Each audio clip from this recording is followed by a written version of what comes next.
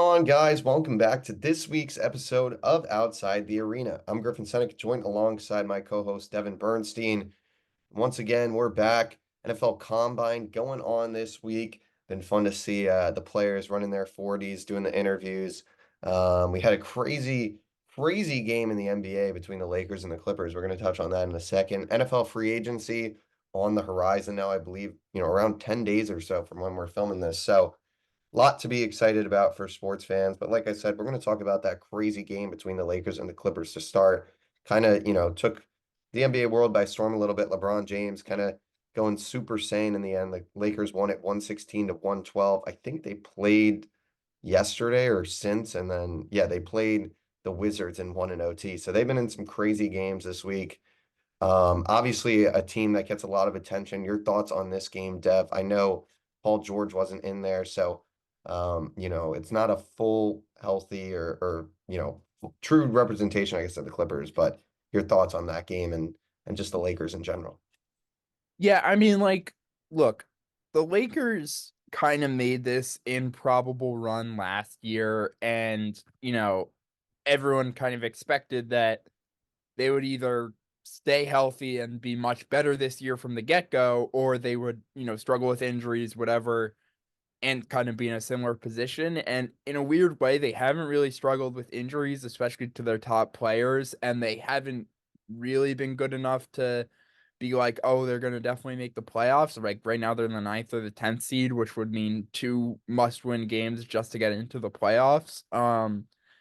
But I don't know. I just keep asking myself the question, like, would I be surprised if the Lakers won another series or two this year? And like the answer is just like no. Like I No. wouldn't be surprised. I mean, listen, like LeBron was hurt last year in the playoffs. I don't know to what extent, to be honest. Like, I don't know if he was 80% of himself or 95 or whatever.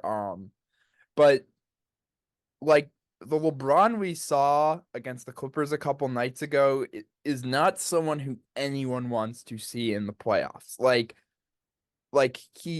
He's not quite as good as he used to be. Obviously, he's not the best player in the world, but like even last year against the Nuggets, they got swept. Like he was able to, keep them in a lot of those games just with his pure like talent. I mean, like he started guarding Jokic at times, and then obviously we saw it in the recent matchup against the Clippers where he was guarding Kawhi a lot of the fourth quarter. It's just impressive to see someone who's 39 and just doing it on both ends, completely carrying his team for stretches of the game. I mean, obviously the jumper with LeBron is not like the main thing, but he's shooting like 41% from three this year, which has been really huge. Kind of the Lakers' best shooter in a sad way. Um, and it just feels like he'll make 1 3 and then he's just like instantly going for the heat Yeah. check as soon as he gets the ball again. But it works when he's hitting these threes. Yeah, I mean he completely took over that fourth quarter like it was no one's business. Like he made Kawhi and Harden look like they had no business being on the court with him. Um I mean, he made it look like no one had any business being on the court with him. Like he outscored the Clippers. He was making passes. Like I said, the defense was huge. The last stop.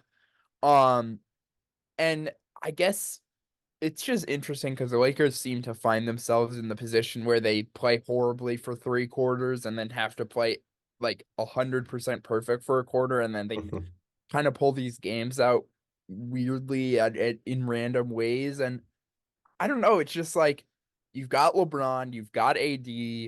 D'Angelo Russell has started to figure it out. Like he's having a pretty good season. He's inconsistent as hell, but he can give you 25, 30 in a playoff game at any point.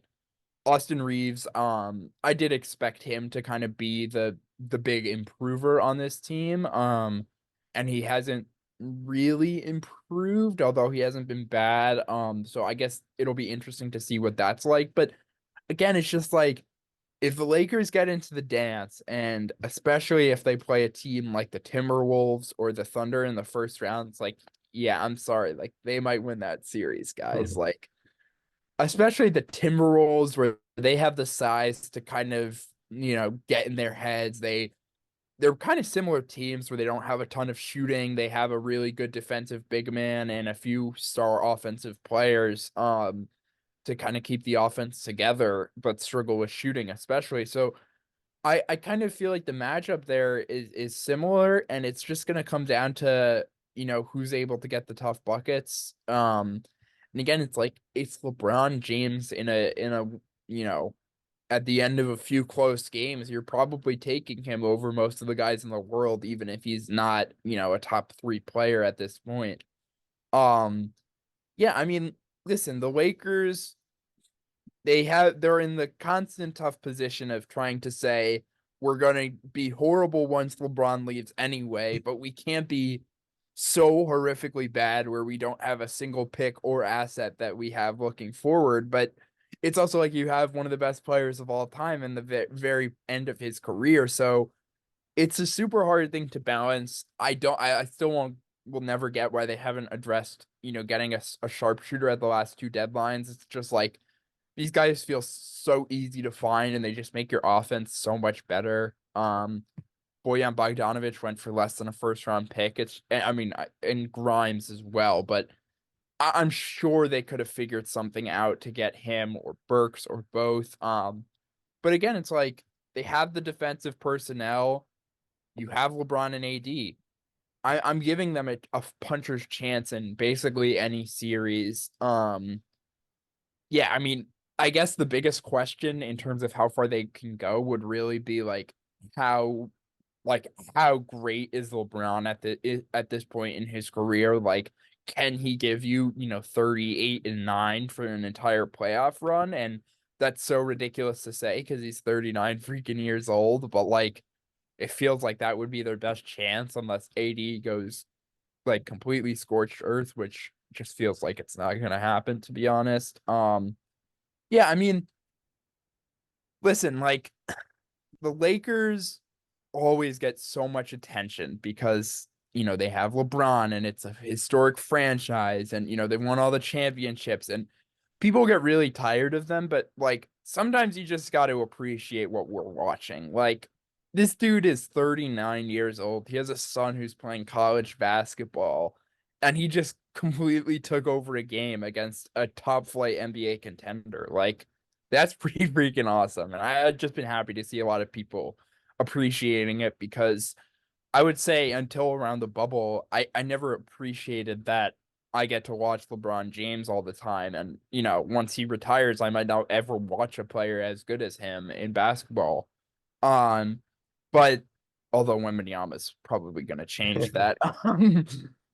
But like it's just great to see how everyone has been like, oh wow, like good for you, LeBron. This is sick. Like, and I just think that's a good moment for a pretty toxic NBA community. But yeah, I do think the Lakers have some chance. I won't be surprised if they do anything special in the playoffs, but I also won't be surprised if they lose in the play-in because the odds are stacked against them. But like I'll say this, it does depend on where they finish and who they play. Like they end up as the 8th seed and they get to play, say, the Kings in that 7-8 play-in game, and they just have to win that game to move on to the first round. Like I'm gonna pick them. But if they end up as the 9 or the 10th seed and they have to play the Warriors and then like the Suns in two straight elimination games, like that just feels like it's too much to take out of a team before the playoffs even start. Um, maybe they could have one good series, but again, it's just like like can LeBron play 26 straight games of like 38 minutes where he's running the show completely? Like that seems a little bit far-fetched at this point. So obviously their margin for error is super thin. They like don't leave the state of California for most of the month of March. So they're gonna have a lot of home games. They play the Nuggets tonight. I think Jamal Murray is gonna be out. Honestly, I bet they're going to win that game if Jamal Murray's not playing. Yeah, I mean, like they do have a tough schedule, but these are basically all home games. I expect them to start picking up some wins and at least make it some conversation of whether they can get into at least the top half of the plan. Um, but yeah, I mean, what are your thoughts on this? Obviously, we're both huge LeBron fans for those who don't know. Like, I mean, it was just awesome to watch this was my main reaction.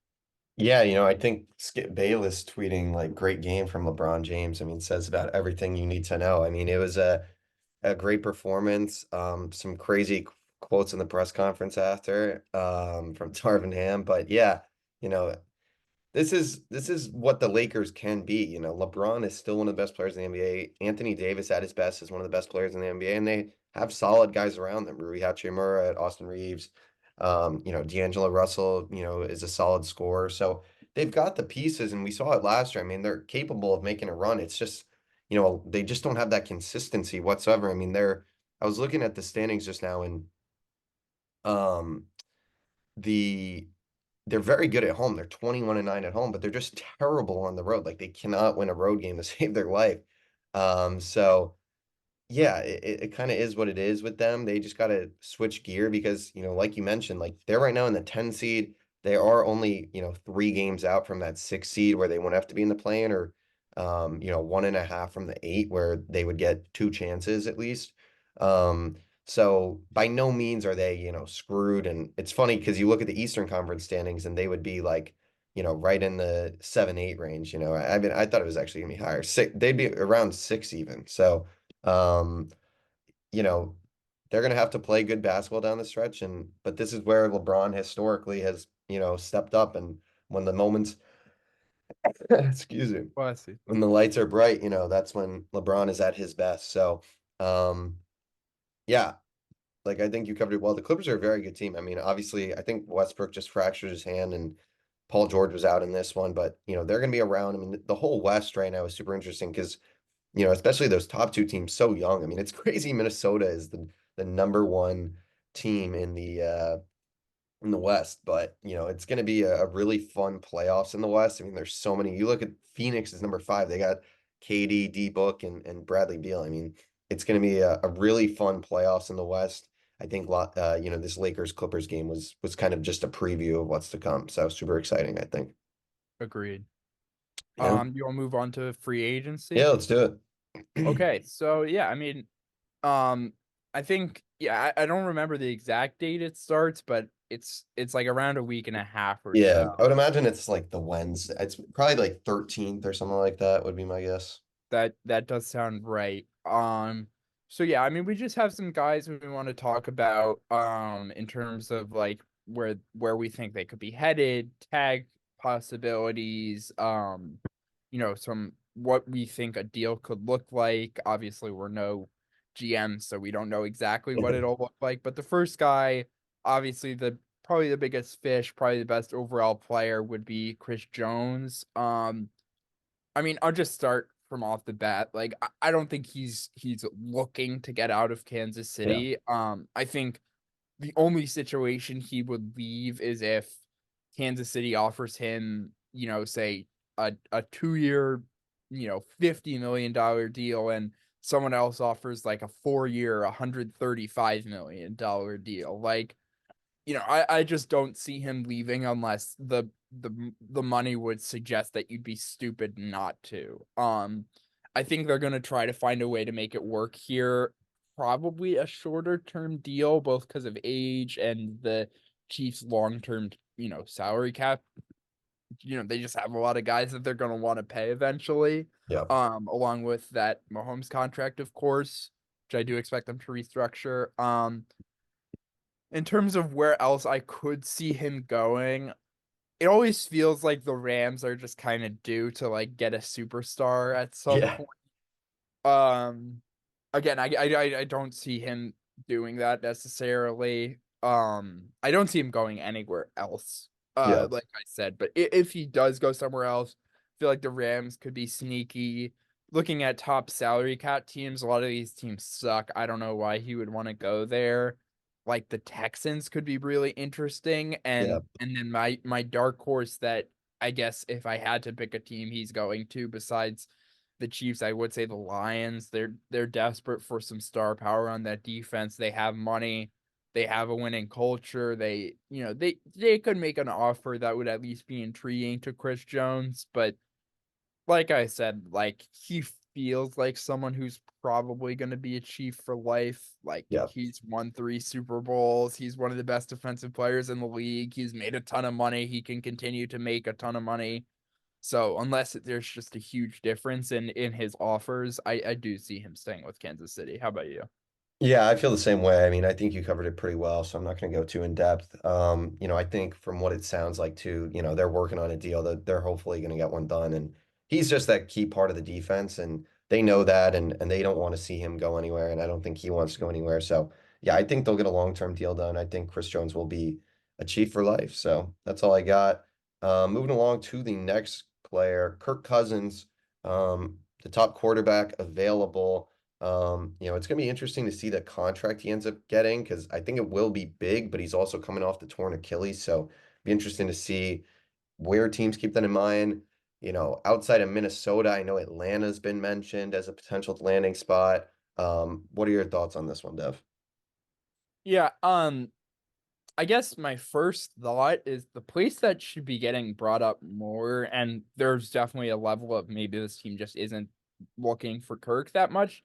I don't know why the Steelers aren't like the main team here. Like they feel like the team that has probably the best roster that's looking for a quarterback like that.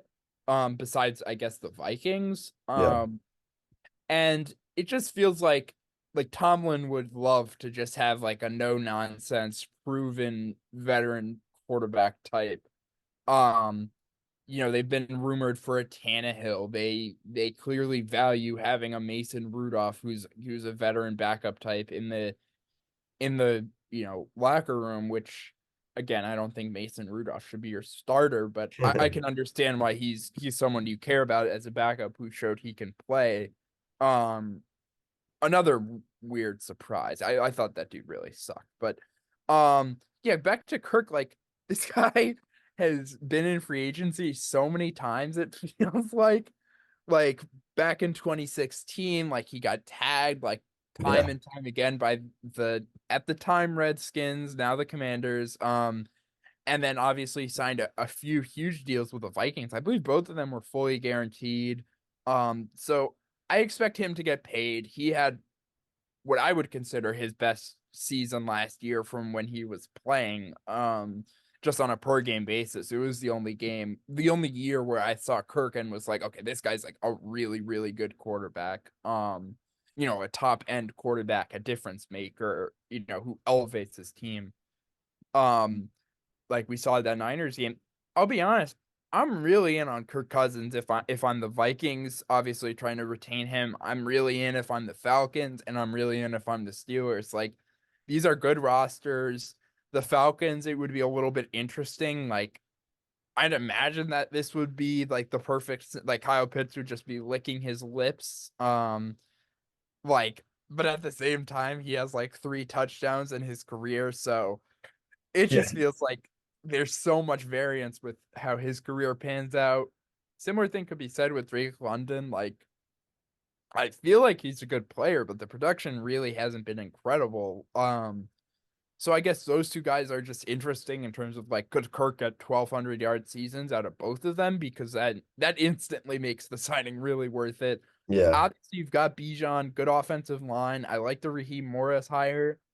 I would say that's my favorite destination, but like I said, like I like the Steelers. I understand why the Vikings would be a good spot for him. They probably have the most offensive talent, uh top tackle duo and obviously great receiving room. So I don't really think Kirk can go wrong here. I don't think the teams that want Kirk can really go wrong here either. I think um it's rare you see just like a good, this guy's a good starting quarterback on the market. Obviously, the last time we saw that was really like Brady in a way. Um, and Brady didn't take the hugest deal. I don't know what Cousins is going to be looking for. Maybe he's just saying, I want to get paid. This is my last huge contract. Maybe he's saying, I want a Super Bowl. Um, I guess my prediction would be he does stay with the Vikings. Just feels like they have too good of a roster to go through a full rebuild right now. So they might have to really offer him, maybe like a 2 year, 110 million, 115 million, which is a lot of money, but it's like this guy's a good starting quarterback. He's gonna go for a lot of money. Yeah. Um, yeah, I mean, I think Kirk's a good player. I unless the Achilles, he loses that talent, that huge, that amazing athleticism he had. I really don't see him, falling off, even though he's older and coming off a major injury. I do think Kirk Cousins is a worthwhile investment for most of these teams. Yeah, definitely. I think he'll stay with Minnesota. I think they got to re-sign him. I mean, then, if they don't re-sign him, then you're resetting the quarterback carousel. You really have no option in place. You don't really have a top draft pick.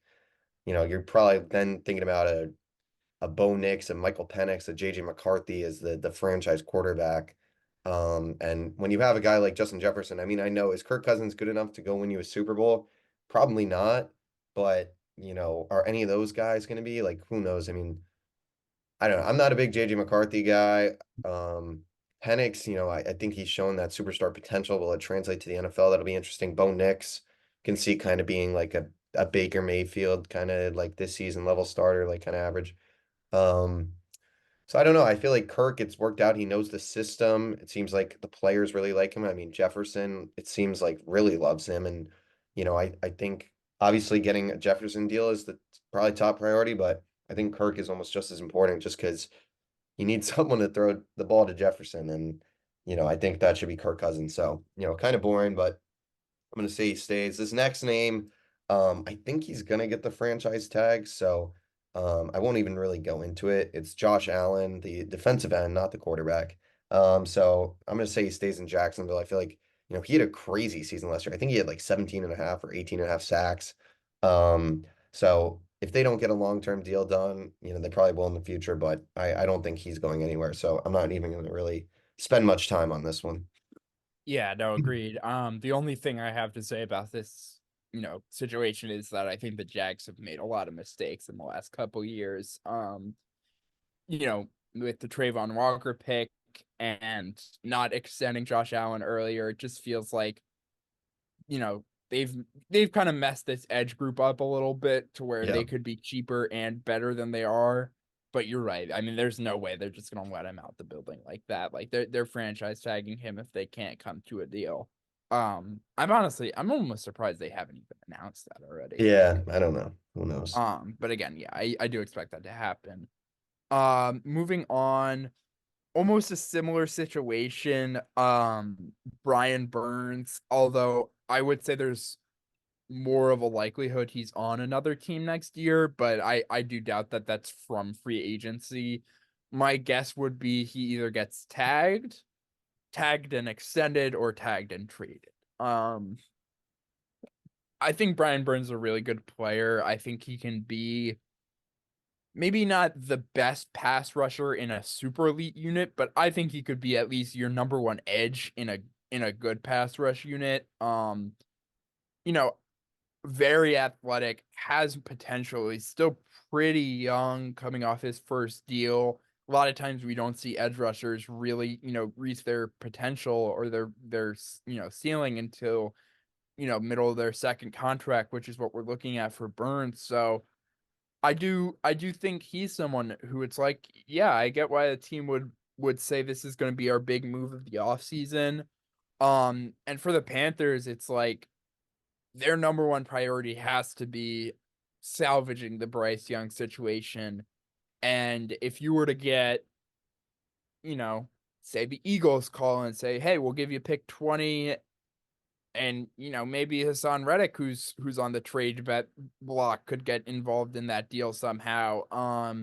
He's a kind of a similar player, was on the Panthers, bit older than Burns, so I'd expect him to go for less. But, again, it just depends. But what the Panthers really want, like, do they want to see if they can get a top 20 pick and go try to get a great receiver like a Brian Thomas Jr. Or are they content sitting at the top of the second round and taking the best receiver there and just keeping their roster, keeping the few good pieces they have intact? Could see them going either way. Don't see him outright signing with another Yeah. team. But yeah, what are your thoughts on Burns? Yeah, I think he's gonna get tagged and traded. I feel like there's just been like if an extension was going to happen, I feel like it would happen at this point. I mean, we've just heard about this with him for a few years now. Um, and I think he's going to get traded to a team that's been in heavy discussions about him for a while, and that's the Rams. They clearly seem to like him. They finally have, a lot of their draft picks now. I mean, they have a first this year. I don't know if they'd trade that. Maybe next year's first or something like that. I don't know exactly what the package would look like, but I think you pair him on that defensive line with Aaron Donald. They've proven they can draft well. The offense is going to be good. You've got Puka Nacua, Kyron Williams, Cooper Kupp still there. Obviously Matt Stafford. And, I think they should be aggressive because I think their time to win is now. We don't know how many more years of elite play Stafford's going to have. I mean, he's what, 38, 39 probably now. Maybe 36. I don't really know. I think he's older. I feel like he's 38. Yeah. 36. Okay, I'm wrong. So, uh, he's still got a few years in the tank, and I think you got to go for it. I think Brian Burns is a guy they clearly like. I think the fit makes sense. They have the money to do it. And yeah, that's where I'm going to send Brian Burns. I think, it's kind of like when they traded for Von Miller, like pairing him up with Aaron Donald worked out well. And I think they just need another pass rusher. And, you know, I think, they clearly like him. So getting a long-term deal done with him after a trade, I think makes sense. So I'm gonna have Brian Burns going to the Rams through a trade. Yeah, I could definitely see that happen. I don't know why I didn't think about that because the Panthers or the Rams have been rumored with him for a while, Yeah, like I they said, like I could definitely see that happening.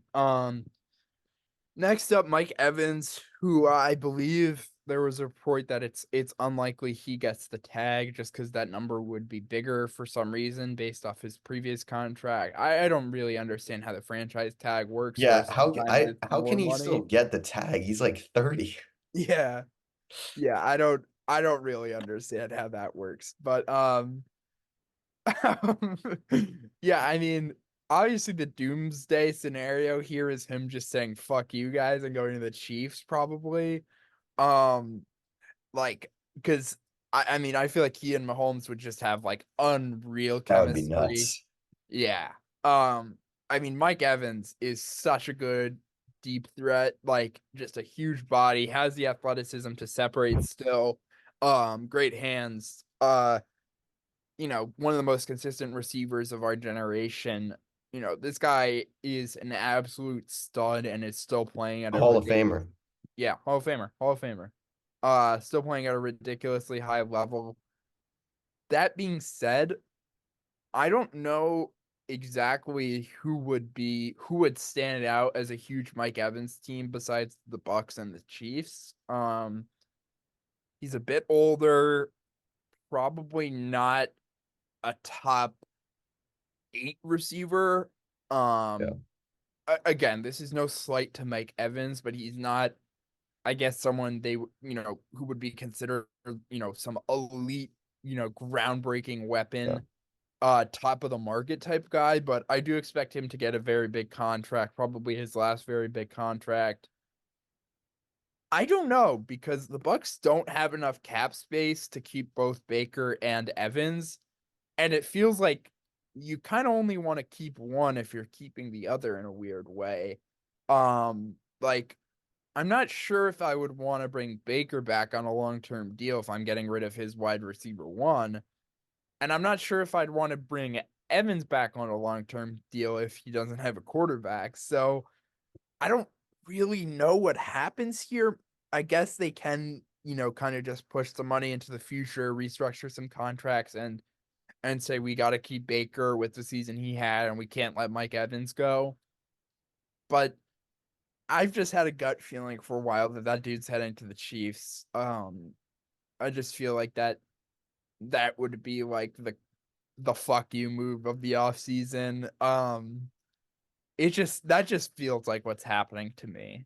And I don't know, if I was Mike Evans, I would be wanting to go, you know, play with Patrick Mahomes and be his number one receiver, but money talks as well, so I wouldn't be surprised if he stays with the Bucks. Yeah. I kind of wish and hope he stays with the Bucks. I just feel like he's one of those guys that should be, on the same team for his whole career. But I'm gonna have him go elsewhere. I think Green Bay would be a great spot for him. I think Ooh. they need a number one. The receiving core is solid, but they just don't have that guy. And I think you bring Mike Evans in. I think that would help Jordan Love out a lot. I think it would help the other guys out in that receiving room a lot.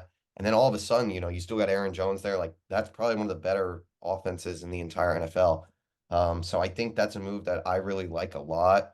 I think that's kind of a move to get Green Bay just like that extra edge and make a push to take down the Lions. And the Bears will probably be competitive. The Vikings will likely be competitive. So it's going to be a good division. And I think you need a true number one if you're Green Bay. And I think Mike Evans just makes sense. So that's what I have. Um, yeah, Yeah, next up, uh, an absolute stud from the Chiefs again, L'Jarius Sneed. There have been reports. I believe they did place the tag on him, or it's seeming they're like, going to. Yeah, he's not going yeah, to walk for free. yeah, okay. So, yeah, I mean, so really the options we're looking at here are he plays out the franchise tag, signs an extension with the Chiefs, or gets traded and signs an extension somewhere else. The first thing I'll say is if I'm Howie Roseman, take number, I forgot exactly what pick it is, but take it. Take our first round pick. We get L'Jarius Sneed. That seems like a win-win to me. Um, I mean, yeah, I mean he like a true number one corner. Um, I was thinking to myself, like, when I saw the report, I think it was that they're preparing to live life without L'Jarius Yeah, Sneed. Um, and I was thinking to myself, like, would I rather have a McDuffie who can play inside and outside and kind of do a little bit of everything, but isn't your typical shut down the number one receiver type, or do I want L'Jarius Sneed who is that type of guy, but not necessarily you're going to want to put on, quickest, shiftiest slot receivers in the league. And I think I decided that I'd want a Trent McDuffie on my team if I was the Chiefs, kind of a do it all. You can put him on anyone, and then you have a few other good players in that secondary. Obviously, would rather have both, but yeah. um, it just might not be financially tenable for the Chiefs. Between Jones and potentially trying to bring in another receiver, be it Evans or a smaller guy. I just have the feeling that they're going to end up having to trade Sneed. He's a great player. A bit older for a guy coming off his first contract, so I wouldn't be surprised if like he gets just like a little bit less in trade value or contract value than you would expect. Um, yeah, I mean, this is tough because you win the Super Bowl, you never want to let somebody this good go, but it does feel like probably the best move for the Chiefs. Some other landing spots I'm trying to think of. The Commanders could be interesting. New owner syndrome is definitely a thing. But the team I really was thinking about was the Colts. They have money, they have picks. I don't think that they're going into the draft with a big enough need at any position where I'm like, oh, they need their first round pick for this. Like, Yeah. I think they're probably the team that stood out to me the most for L'Jarius Sneed. Defensively, they like to play a lot of press coverage, a lot of cover three. I think L'Jarius Sneed fits well into that. So that would be my prediction on where he goes. Probably a trade. I feel like just the Colts first round pick straight up might be a little too much. So maybe it's like a Yeah. first for him and a third, something like that. But that would be my prediction on where Snead goes. What about you? I'm gonna say Detroit in a trade. I think the Lions got a lot of cap space. That secondary we talked about all year, like it just really isn't good enough. They kind of filled it with some veterans this year, and I think now's the time you go out, you get your star player on defense. Besides Aiden Hutchinson, obviously, but they need that player in the secondary. CJ Gardner Johnson's gonna be a free agent. I know there was talk about him going back to the Eagles, so he might not be back next year. So they really need someone. They've got youth all around the board. I mean, they've hit the drafts out of the park. So, and their first round pick, I think, is 29. So, I think that's probably, that for 29 probably feels about right. But I think that's a fit that makes sense. And you talk about the Chiefs, obviously, they want to keep you want to keep them, but they've proven they can figure it out with that. You trade Tyreek Hill and you win two Super Bowls. So, I think they're not any they're not any stranger to the situation. I mean, Brett Veach does such a great job year in and year out with assembling this roster. Um, and I think, right now probably their more pressing need is at the wide receiver position. So investing in that, taking away from corner, it'll be interesting to see. I think they have another corner on the roster that played some this year that's pretty solid. I don't really remember exactly. Jalen Watson, I believe. Yeah, I think, they've got options. I'm sure they, go through the draft or use one of these picks on a corner. Maybe a Cooper DeJean is next, the White Lightning Kansas City cornerback. I mean, the new D Daniel Sorensen for that team. You can already see it. Um, but yeah, I'm gonna go with Snead to Detroit. I feel like it makes sense, and I feel like Detroit, they're at the point where, I think they need to start investing in some real talent and go for it because they were right there this year. And you heard Dan Campbell say, who knows when we'll be back. A guy like L'Jarius Sneed is how you get to that spot. So that's my pick for Sneed. Moving along, the best offensive lineman on the market, Tyron Smith. I saw a report like just before getting on that seems like Dallas isn't going to bring him back, which, probably makes sense there. Kind of in a rough spot cap wise. They're going to have to figure out a DAC extension to navigate that. Um, so it seems like he's going to be gone. I think he's 33, still one of the better tackles in the NFL. Obviously has kind of injury issues. And I'll just go into it. I'm going to go with the Colts here. Like you just mentioned, they've got money to spend. Historically, they've had a really good O line. I think, Richardson coming back, you're going to want to protect his blind side. I was looking at their depth chart earlier. I think whoever they had there, let me see. Bernard Raymond. I mean, to be honest, I don't really know too much about him. He was a third round pick in 2022. Um, but I feel like I haven't heard about him, so that probably means he's not that big of a superstar. So I think the move makes sense. They've got money to spend. Like you mentioned, they don't really have one overly pressing need. And I think you pair him next to Quentin Nelson and the Colts get back to, having one of the top O lines in the league. And then, that benefits a guy like Jonathan Taylor too, who, this team's built on the run and you bring a Tyron Smith, I think that's how you get right back to, what they're great at and protecting Anthony Richardson at the same time. So I think it's a fit that makes a lot of sense. They'll be able to pay him top dollar. So I'm going with the Colts for Tyron Smith. Yeah. You stole my pick, so I'm a little upset. Uh, but I mean, like, yeah, Tyron Smith, like his only thing really is the injuries and the age. Like, it's Yeah. not a question of how good he's going to be when he's on the field, but he basically misses like 4 or 5 games Yeah. every year, feels like. Um, yeah, I mean, in terms of the money he gets, like, it's going to be like probably the same exact contract Teron Armstead got because they're basically at the same points in their careers where they're very, very good tackles, but they struggle to stay healthy. Um, yeah, I mean, like you said, like I do think Bernard Ryman has been solid, but Tyron Smith is gonna miss games and he's 33. Like it's not like you're giving up on the dude by bringing in Tyron Smith. Like he could play guard, he could, fill in when he's hurt. Like there are a lot of possibilities for Raymond to not, fall to the wayside here.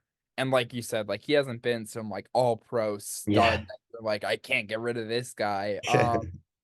So I think that makes sense. I think the interesting thing with the Cowboys is whether they want to move Tyler Smith to tackle or not, because Mhm.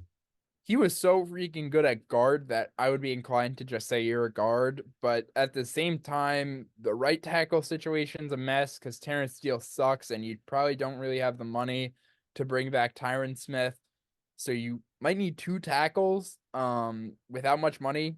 So that's not a fun position to be in. So you might have to like force Tyler Smith to tackle, but then you have to get a guard. So Cowboys have a lot of work to do on that offensive line.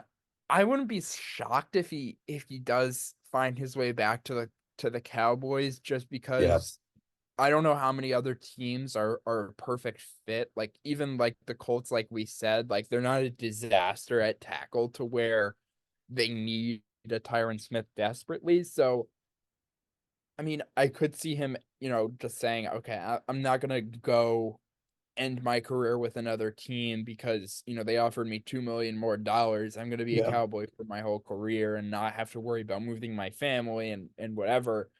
Um, Yeah, I mean, it feels like it makes sense on both sides to try to get something done, but the cap and the age and the injuries just make it feel like he probably adds to a team with more assets to give Yeah. out. Um, could see it going either way though. Yeah, definitely. Moving along to the running back room. We're going to highlight two guys. We'll talk about also, some of the other big ones next week before, free agency kicks off too. Derrick Henry, the first name on the list. Seems like, he's probably played his last game as a tight end, maybe not, but, he's on the list. And then we'll talk about Saquon. Um, I'll just hit these both right now. Derrick Henry, I think Baltimore is a spot I like him. I can just kind of picture him in the Ravens uniform. You've got J.K. Dobbins, obviously, but he's coming back from torn Achilles, I think it is. I He's believe suffered he's a free multiple. agent as well. Is he really? He might be. I think so. Oh, well, that's even perfect. That's even better for my pick. Is he J.K.? Let me see. Um, Yeah, he is a free agent. Okay, even better. Um, so yeah, they have a need at running back.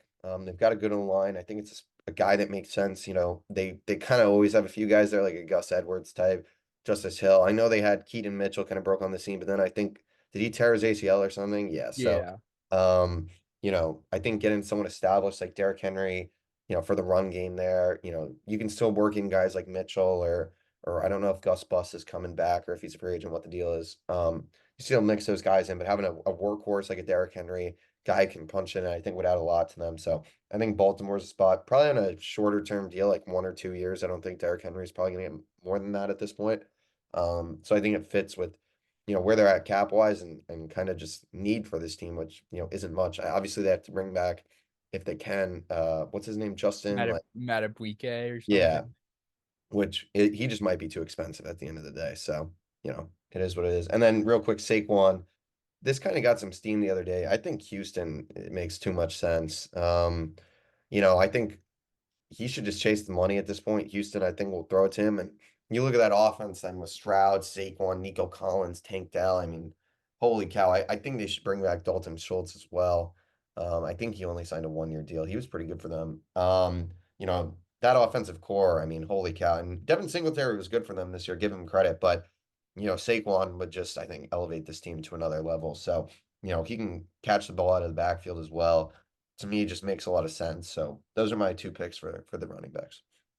Yeah. I'll be honest with Henry. I feel like the only team he really makes a huge impact would be the Ravens. Yeah.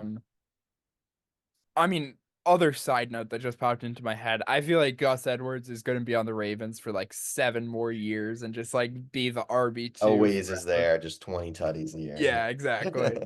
Um, yeah. But yeah, I think he's still like a good player. I don't see what other team would really see their offense elevated by a Derrick Henry signing. Like I don't know why they would do this, but I guess like the Cardinals could really use like a power back, but like the That would Cardinals be so aren't weird. yeah, that would be so weird. Like this isn't Madden. Like he's probably going to the Ravens, is my point here. Um yeah, I mean I still think he's a good player, has some power, has lost like a bit of the step, obviously was never the like most agile running back because he's 250 freaking pounds, but I still think he can be productive, still has long speed, still has big playability, but also at the same time is like seen as a power back who can get you some tough yards. So that's a pretty good combination. Um, like you said with Saquon, like that just feels too perfect, him going Yeah. to Houston. Yeah, I mean, I love Saquon as a player. Obviously, I'd love to see him not be on a division rival anymore. I'll say this. Pay freaking running backs, man. I Yeah. think like I'm not giving Saquon like a 5 year deal because he could, in 2 years not be good anymore. But if we get the Saquon, we've seen for most of his career when he's been healthy, I just he's just worth like he's worth 12 million or 13 million or whatever it could be. He's worth that money. The Giants have no good playmakers on offense, and I've seen, of course, I'm listening to like ESPN radio, and this is where I'm getting some information from. But they were like, Yeah, like I understand wanting to keep Saquon, but if you pay him, he's probably like your number one weapon. I don't think that's true. I think they're going to take one of the top receivers in the class at number 6. So I think Saquon is, someone who, yeah, if you had a real receiving core and a real quarterback, Yeah, it would a be a real lot team. easier for him. Yeah, like, I mean, go figure. Like, the poor guys had bad offensive lines, bad passing games, and until Dable, pretty bad coaching for his entire career. I just feel like if he stays healthy, he's still so talented that he can, transform an offense. Feels like with the Texans, they wouldn't have to give him 350 touches a year, which is probably the best thing for his long-term future.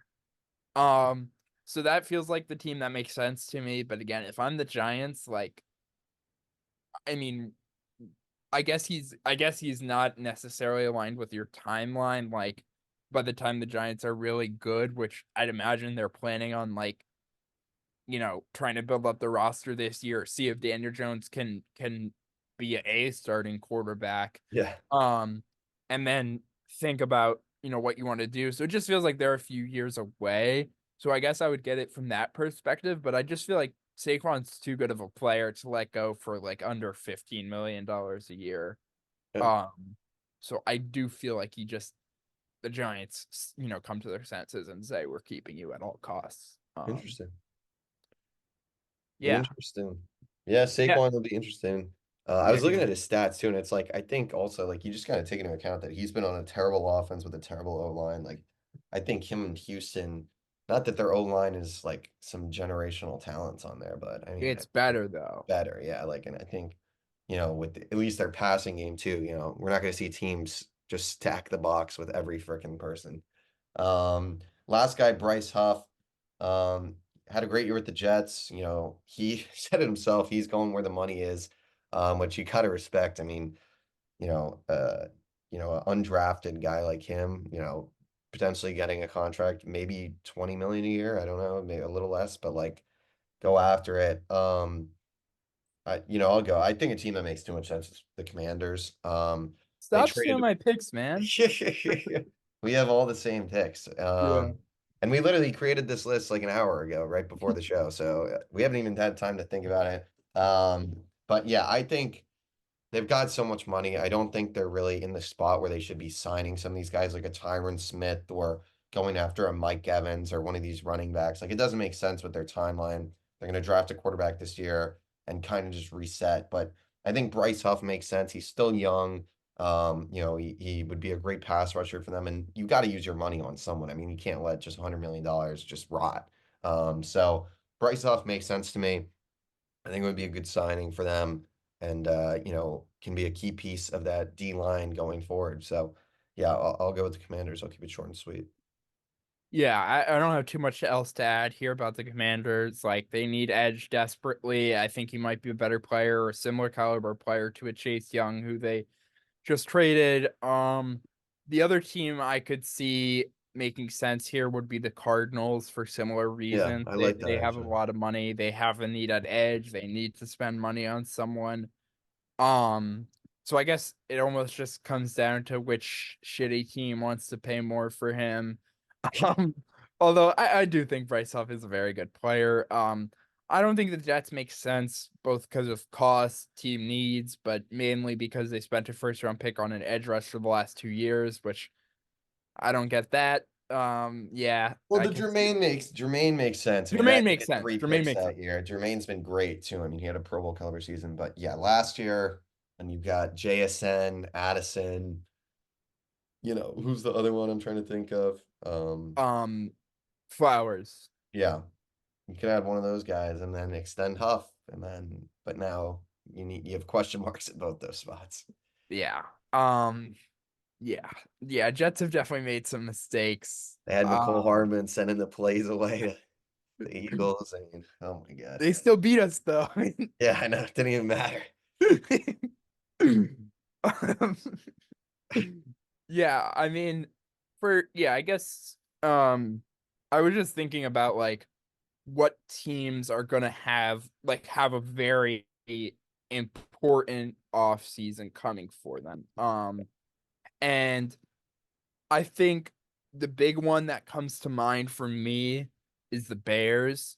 Obviously, they have the number one overall pick, but besides that, it just feels like they have DJ Moore and they traded for Montez Sweat, and the offensive line finally isn't god awful. And I just think that if there's going to be a team next year who repeats what CJ Stroud and the Texans were able to do, I would not be surprised if it's the Bears, especially if they go with a Caleb Williams, which does seem more and more likely at this point. Um, yeah, I mean, first of all, why do we care what Caleb Williams like he paints his nails? Like, are we really like come on? Like, is that the reason you shouldn't be drafting someone? Like what are we doing? Like I guess I can understand that the personality, especially for a position like quarterback, Yeah. matters, but it's like this guy is probably the first prospect we've seen that it's like, oh, he can do a lot of the things Mahomes can do. Um, and I don't say that lightly, like he's gotten that sort of Mahomes-esque, Rodgers-esque comp, but like it is warranted. Like he has some special playmaking instincts, some special arm angles he's able to make throws from. So I just feel like Caleb Williams is like being overthought as a prospect, and I think the Bears have a lot of ways to improve the rest of their roster, including that ninth pick, a lot of money, not a ton of huge free agents. Obviously they've already extended Montez Sweat, so I think the Bears are in for a very telling offseason. Obviously, it feels like the the clock is starting to tick on their GM. Right? It's Ryan something. It's either Prime Poles or Poles, yeah. Prime Poles. Yeah, Poles. yeah. And Eberflus feels like their clock is starting to tick just because they've had the number one pick back to back years. Although this year not their own pick, but um, that's also crazy that happened. Like The the Panthers number one trade. overall pick. Yeah, wild stuff. That might be one of the worst. I mean, Bryce Young could end up being a great player, but that might be one of the worst trades. We'll see. Yeah, I mean they weren't ready for a quarterback at all. Like, And they yeah, traded away their star receiver as well. yeah. I mean, like What was it? They moved up 8 spots. 8 spots for like DJ Moore, and then the number one pick the year after that. Like, oh yeah, that's a I mean, big that's like literally like a franchise altering draft for the Bear or a trade for the Bears potentially. Like yeah, literally. yeah. I mean, yeah, like they Especially could if get Caleb turns out to be the guy, like, yeah. oh my God. Um, I mean, yeah, the Panthers. Oof, that is a tough. I would not want to be a Panthers fan, man. Like, who's like, if Brian Burns gets traded, like who's your best player? Like Derek Brown? Like, oh man, Yeah, it's rough times. That's for it sure. is rough times. Rough times. I don't have a ton else on free agency. Yeah, Yeah, I mean, obviously, like the big domino. Well, I mean, it's a little different than the NBA where it feels like the first best player will sign and then everyone else will kind of fall into place. Guys are kind of just gonna sign when they're gonna yeah, sign. they're gonna do their own thing, get their money, figure it out. We'll talk more. There's still a lot of names and good ones out there, so we'll have another probably 10 or so that we'll do next week. As well as, mock drafts. We'll start, I don't know if we'll do next week, maybe next week, but definitely, either probably the week after that then. Um, we'll do our first mock draft and do, 3 to 5 of those, hopefully, as we get closer to the NFL draft. But I mean, I don't have anything else to say, so if you want to wrap it up, I think that's probably good. Yeah. Thank you so much for watching, guys. Make sure to like, comment, subscribe if you haven't already. Like Griff said, like this is honestly one of my favorite times of the year in Yep. the NFL. You know, the draft is just such a cool thing. You Yeah. know, the comp picks and the way teams are building their teams nowadays. The draft is just so important. Yeah. Um, and obviously the combine is something that I've is going on and I've been thinking about recently. Like, I wonder when we're gonna get to the point of like GPS tracking data being really important. Yeah. This is a bit of a side note, but I just wonder when that's going to become a thing, I guess so, like we'll know what guys' athleticism's like before the 40 times. I just wonder if that'll ever become like, just something that changes. But like I said, this is a very exciting time. Like a ton of moves are going to be made. Yep. Um, yeah, I mean, mock drafts are so fun for me for whatever reason. I'm really looking forward to those. Yep. Looking forward to making some moves with my Eagles to make me feel better about, the disaster of last season. But thank you guys so much for watching. We'll see you next week on Outside the Arena.